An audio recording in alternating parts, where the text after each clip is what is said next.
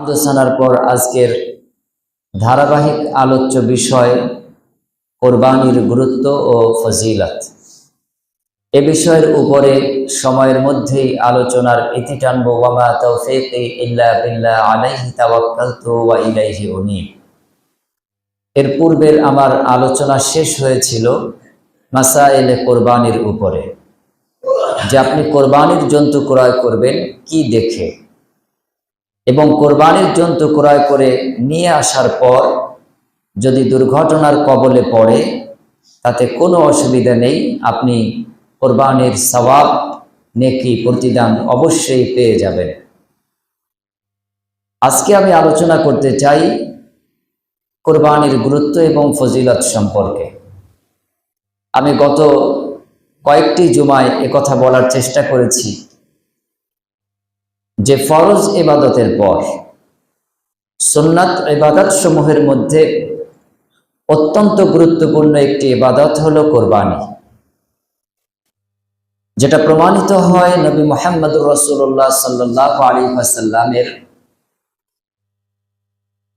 কোরবানির বিধান পাওয়ার পর থেকে প্রত্যেক বছরই কোরবানি করার মাধ্যমে, বিশেষ করে মদিনাতে 10 বছর, একটি বছরের জন্য তিনি কোরবানি ছেড়ে দেননি। অথচ এই সময়টাই ছিল নবী সাল্লাল্লাহু আলাইহি ওয়াসাল্লামের একটা কঠিন থেকে কঠিনতর সময়। আর মক্কা বিজয়ের পর নবী মুহাম্মদুর রাসূলুল্লাহ সাল্লাল্লাহু আলাইহি ওয়াসাল্লাম একাধিক কোরবানি করার মাধ্যমে এর গুরুত্ব আরোপ করেছেন। শেষ বছর এসে তিনি 100 কোরবানি করেছেন। যতদূর সম্ভব তিনি নিজ হাতে জবেহ করেছেন। এরপর তিনি অন্য সাহাবীদের হাতে জবেহের অস্ত্র তুলে দিয়ে তাদেরকে নির্দেশ দিয়েছেন। তো কোরবানি যে অত্যন্ত গুরুত্বপূর্ণ এবং ফজিলতপূর্ণ একটি ইবাদত, এটা বলার অপেক্ষা রাখে না। এটা প্রমাণিত হয় আরো একটি বিধানের মাধ্যমে, যে আল্লাহ সুবহানাহু ওয়া তাআলা উল্লেখ করেছেন যে প্রত্যেকটি উম্মতের উপরেই কোরবানির বিধান দেওয়া হয়েছে। ওয়ালিকুল্লি উম্মাতিন জাআলনা মানসাকা, প্রত্যেকটি উম্মতের উপরেই এই বিধান দেওয়া হয়েছে যে তারা যখন নুসুক করবে তখন আল্লাহর নাম নেবে, এবং প্রত্যেকটি উম্মতের উপরে এই বিধানাবলী আরোপ করা হয়েছে। এখন সব উম্মতের উপরে যেসব বিধান আছে তার মধ্যে উল্লেখযোগ্য বিধান হলো কোরবানি।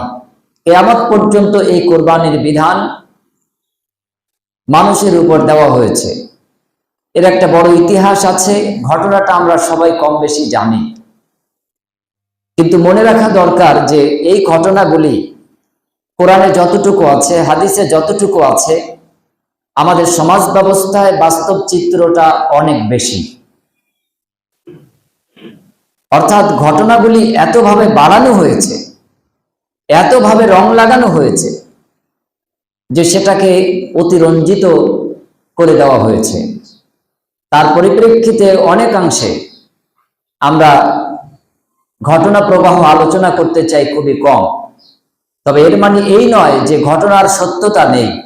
অবশ্যই কোরবানির সত্যতা, ঘটনার সত্যতা আছে, বাস্তবতা আছে, কিন্তু অনেকেই কোরআন এবং সহিহ সুন্নাহর আলোকে না যে বাড়তি কথাগুলি বলে মানুষের মনকে আকৃষ্ট করবার চেষ্টা করেছে। এমনকি অনেক লেখক, তারাও কোরবানির উপরে বহু কথা অতিরঞ্জিত করে লিপিবদ্ধ করেছেন, যেগুলি কোরআন এবং হাদিসের আলোকে অবশ্যই যাচাই বাছাই করে আমাদের বিশ্বাস রাখা অতীব জরুরি বলে আমি মনে করি।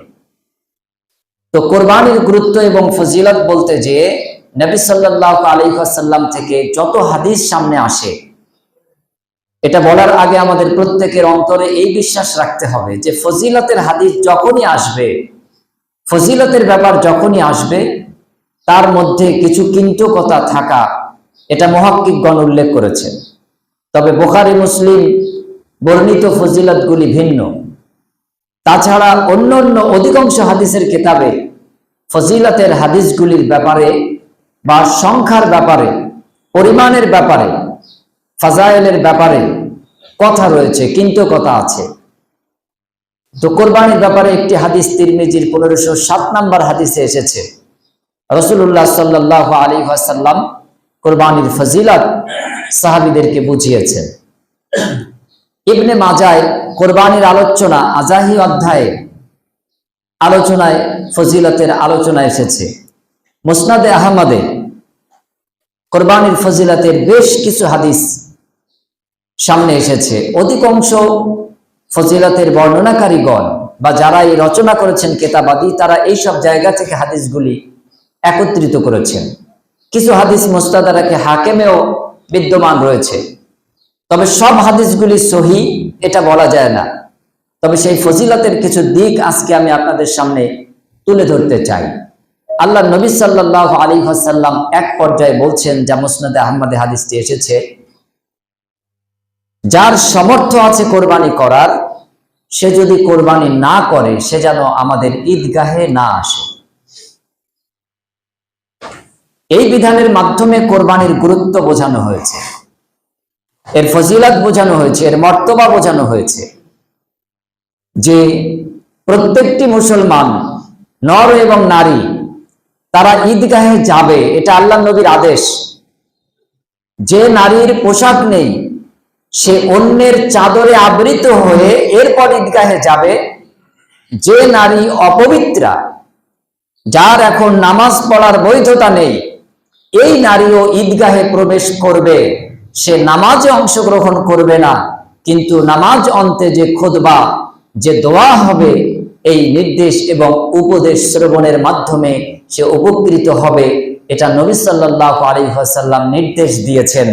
এরপরে সেই নবী বললেন যে তার জন্য ঈদের গেট দরজা বন্ধ, যে সামর্থ্য রাখা সত্ত্বেও কোরবানির ব্যবস্থা করেনি।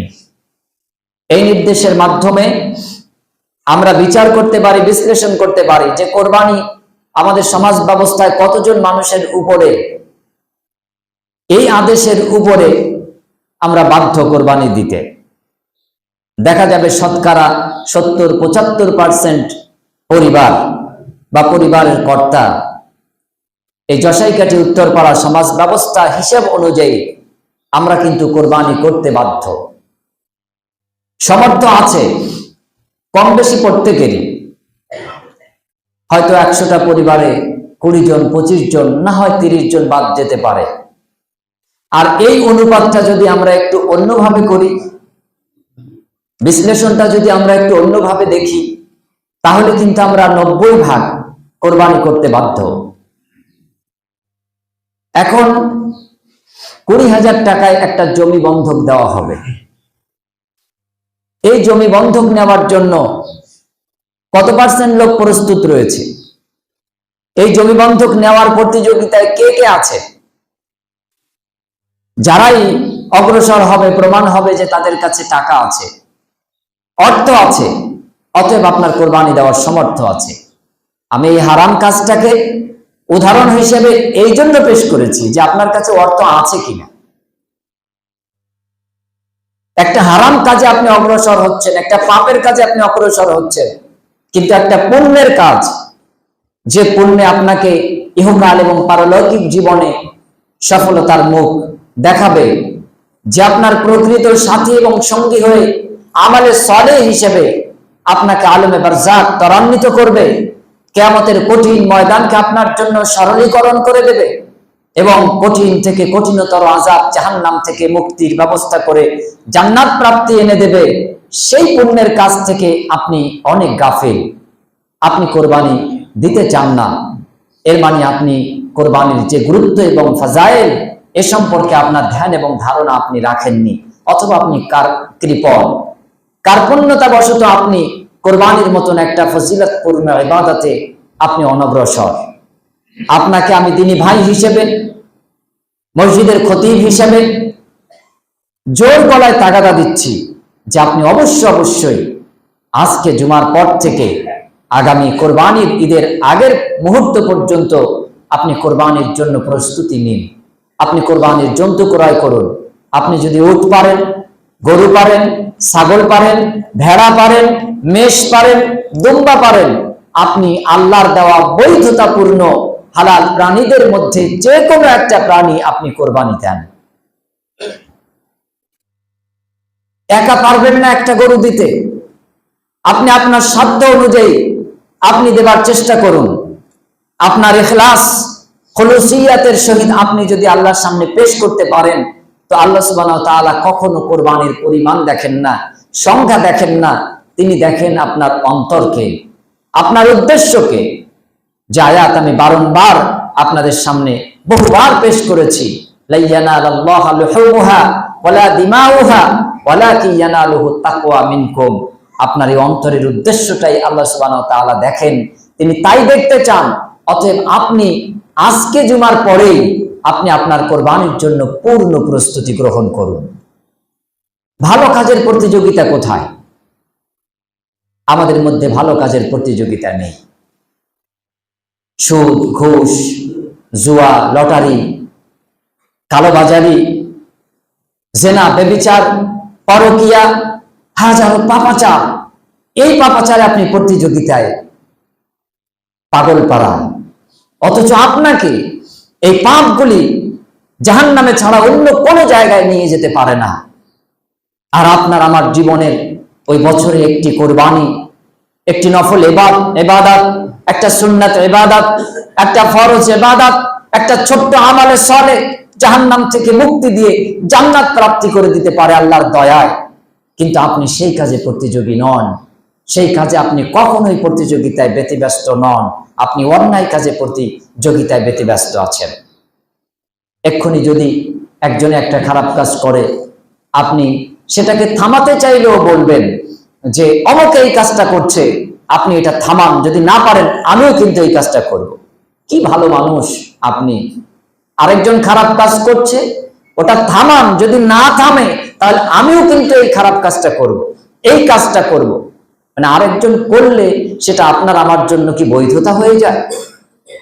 আরেকজন কোরবানি না দিলে আমার আপনার জন্য কোরবানি না দেওয়াটা, এটা কি একটা ফজিলতের ব্যাপারে হতে পারে?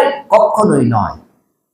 বরং আপনি এই ভালো কাজে উৎসাহিত করবেন, তাদেরকে আপনি একজন উদ্যোগী হিসেবে আপনি তাদের সামনে উৎসাহিত করবেন।